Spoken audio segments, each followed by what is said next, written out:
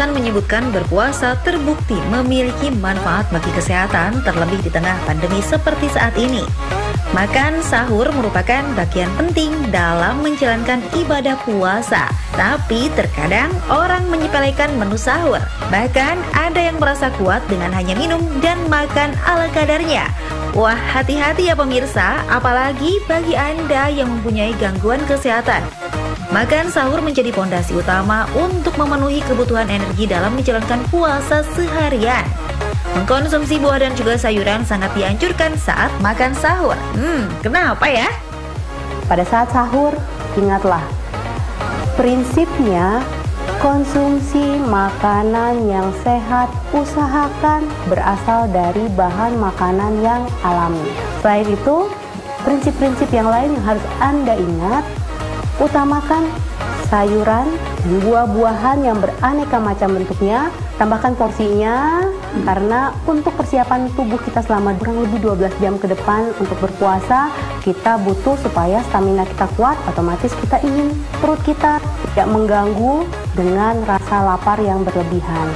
Keuntungan yang lainnya tentunya dengan serat yang banyak dari sayur maupun dari buah, ini akan membuat saluran cerna Anda ikut sehat. Mengapa? Karena di dalam saluran cerna kita berharap kerja usus ini menjadi lebih lancar.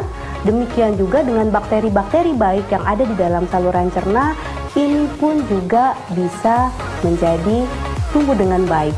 Otomatis intaknya saluran cerna, kerja saluran cerna selama masa kita berpuasa tetap terjaga dengan baik melalui konsumsi sayur, buah, serat yang tinggi. Selain itu juga untuk Anda yang menginginkan supaya tidak terlalu terganggu dengan rasa lapar, konsumsi serat yang tinggi ini juga akan membantu penyerapan gula di dalam usus. Ini lebih lambat atau diserap secara perlahan-lahan, otomatis tidak terjadi lonjakan kadar gula darah Anda. Demikian pula tidak terlalu menurunkan kadar gula darah dengan drastis, karena kondisi seperti ini biasanya akan memicu rasa lapar dengan segera.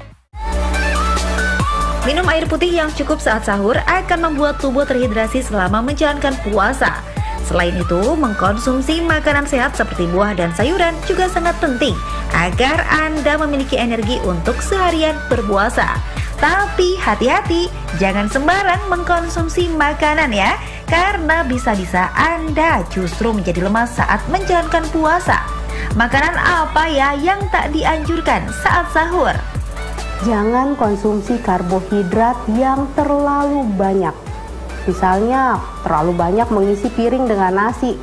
Lebih baik isilah dahulu piring Anda dengan sayur, lalu dengan lauk, lalu sisanya dengan nasi atau sumber karbohidrat yang lain. Lalu, pilihlah karbohidrat yang sifatnya kompleks. Misalnya, kalau Anda berkesempatan, pilihlah nasi yang berasal dari beras merah, atau ganti dengan kentang yang mungkin dikukus berserta kulitnya, tentunya harus dicuci bersih dahulu. Usahakan jangan mengolah makanan Anda dengan melulu digoreng. Mengapa demikian? Konsumsi minyak yang berlebihan ini tentunya akan mengganggu kesehatan tubuh Anda. Minyak diperlukan oleh tubuh, atau biasanya kita sebut dengan lemak. Datang dari mana? Usahakan tidak datang dari makanan yang digoreng. Tetapi lemak ini bisa kita peroleh justru dari bahan-bahan makanan yang mungkin juga mengandung nutrisi lain. Contohnya yang saya sebut tadi, ikan. Ikan sebenarnya mengandung lemak yang dibutuhkan oleh tubuh. Bisa juga berasal dari buah-buahan seperti alpukat. Alpukat selain nutrisinya sehat, sebenarnya alpukat juga mengandung lemak yang esensial, lemak yang dibutuhkan oleh tubuh Anda. Bagaimana dengan mengolah makanan? Untuk meminimalisir penggunaan minyak goreng, mungkin Anda bisa tumis segera hanya dengan menggunakan sedikit saja minyak. Sebagai alternatif, ganti minyak yang biasanya Anda gunakan dari kelapa sawit, bisa Anda gunakan minyak dari zaitun atau canola sebagai contohnya. Selain menghindari makan banyak mengandung lemak, kebiasaan-kebiasaan tak baik saat makan juga harus dihindari agar tidak mengganggu aktivitas seharian. Nah, apa saja kebiasaan yang tak baik itu, Dok? Pada saat berpuasa sebenarnya ini membuka peluang kita untuk merubah pola makan ke arah yang lebih baik. Walaupun demikian, sebenarnya sayang sekali banyak yang justru terjadinya adalah kebalikan. Bukan menjadi lebih baik, tetapi justru berubah habitnya, membentuk pola yang tanda kutip sedikit tidak sehat buat tubuhnya. Contoh, konsumsi makanan yang berlebihan, baik pada saat sahur maupun pada saat berbuka puasa. Konsumsi makanan yang terlalu cepat. Lalu lagi konsumsi makanan yang terlalu tinggi karbohidrat, terlalu tinggi sumber yang manis yang datangnya dari gula atau sirup atau soda. Ini tentunya akan merubah asupan nutrisi Anda menjadi dominan karbohidrat, terutama dominan karbohidrat yang simpel. Ingat, pada kondisi seperti ini bisa saja saluran cerna Anda ikut memberontak. Mengapa? Terjadi rasa tidak nyaman pada saluran cerna. Lalu lagi bisa jadi Anda menjadi bad mood, menjadi cepat lapar karena konsumsinya dominan karbohidrat. Jangan lupa cairan. Dalam durasi kita antara berbuka puasa, kemudian sampai menjelang imsak, usahakan tetap konsumsi air yang cukup. Cairan ini bisa datang dari air minum, pilih yang tidak berkalori, tidak berasa, tidak mengandung sirup, tidak mengandung gula. Kemudian lagi bisa datang dari buah-buahan atau sayuran yang berair. Jadi air yang cukup kita tahu akan menjaga status hidrasi tubuh kita. Efek lainnya kita tidak mudah terasa pusing, menjaga mood kita menjadi baik. Tentunya status hidrasi kita juga lebih oke.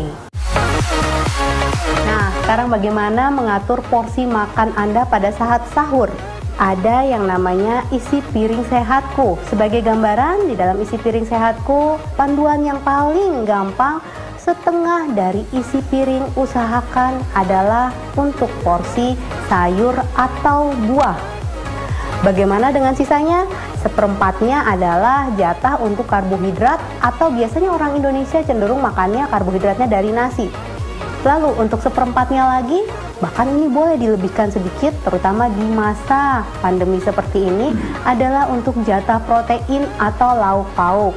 Lauk pauk ini boleh Anda kombinasi jenisnya, mungkin bisa berupa ikan plus ayam, ataukah mungkin ayam plus tahu plus tempe. Sesuaikan dengan takaran rasa kenyang Anda. Jangan lupa tidak perlu berlebihan, cukup saja dengan komposisi yang saya sebutkan tadi.